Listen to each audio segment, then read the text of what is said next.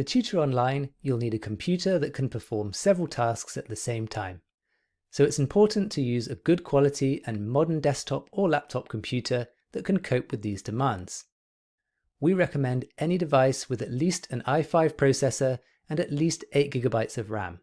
A large screen size is also recommended, as this will give you more space to work with. To avoid technical problems, make sure you're using the latest version of Windows or the Mac operating system and the most up-to-date version of your browser, for example Google Chrome. Stable, high-speed internet is essential for optimal online tutoring. The better your internet connection, the more effective your online tutoring will be. If you have access to fast broadband in your area, then it's worth the extra cost to subscribe to this service to avoid potential connection issues when tutoring online. The recommended minimum speed is 20 megabits per second download speed and 5 megabits per second upload speed.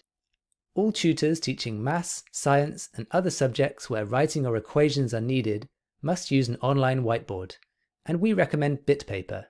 To write on an online whiteboard like BitPaper, we recommend a graphics tablet, because they're inexpensive and reliable.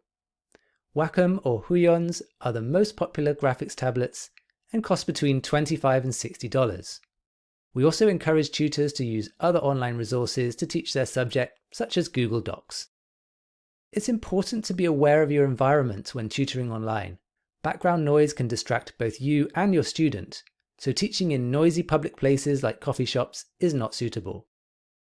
Aim to teach from a quiet and well-lit space, preferably with the light source behind your computer camera or webcam so that your student can see you clearly.